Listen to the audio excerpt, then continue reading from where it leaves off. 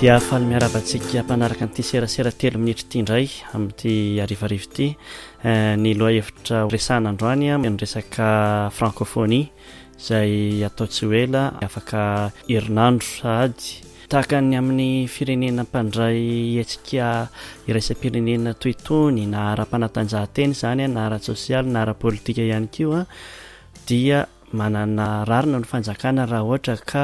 manao ny ezaka rehetra anadiovana ny tanàna, andaminana ny tanàna, anamboarana ny lalana ary tena fotoana tokony araraotana ary zao anatsarana ny tanàna zany ohatran'izany mampatonga ny firenena sasana izay mifandrombaka mihitsy ny andray hetsika iraisam-pirenena na dia hoe mandany vola raha ilay izy ary tokony tsy ampamenomenina ny olona izany. Anisan'ny fanadiovana amin'izany moa zany ny fanamboarana ny lalana, eo ihany koa ny fanadiovana ireo eny amin'ny toerana izay misy mpatory an-tsena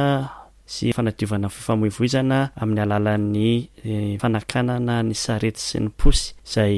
misy ihany koa ny lalàna izay famifehy azy ireny na dia hoe tsy arahana aran'izany. Anisan'ny zavatra tsara ihany koa ny fanentanana ny olona izay rarina fa mbola hitoy aorinan'ny francophonie anadio sy kojakoja ny tanàna misy azy, izay zany anisan'ny tombony ary hiderana ny fanjakana zany zay satria rehefa nasiana ihany le francophonie fa tsy voasakana dia tokony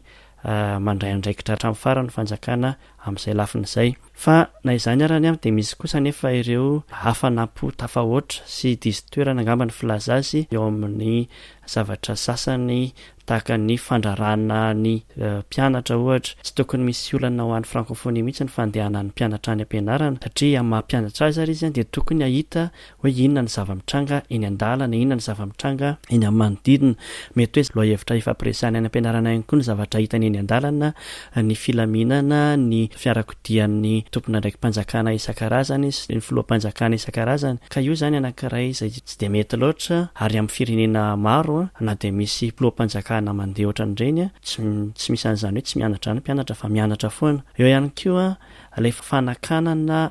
an'ity hoe scooter ity, raha ohatra tokoa ka misy izany fanakanana scooter izany dia mahagaga ihany satria mitovy ihany amin'ny fanakanana mpiasa tsy hiasa izany. Tsy tokony hibahana ny fiainana andavanandron'ny olona akory ny francophonie fa tokony ao anatin'ny fiainana andavanandron'ny olona, izany hoe hitan'ny olona isan'andro, misy ho tantarainy, misy ho resadresahany, ho hitany ihany koa ny ezaka ataon'ny fanjakana amin'ny fandraisana ireo vahiny ireo. Izay angambany ny tena zavatra kely olazaina momba an'iny fa ny dia ny hirariana dia hisy akony tokoa eo amintsika malagasy ity resaka francophonie ity. Ilaina foana ihany koa mahay teny firenena hafa ankoatran'ny tenin-drazana ka inona fa hisy vokatsoa ho amintsika eo francophonie izay tsy maintsy hisy io.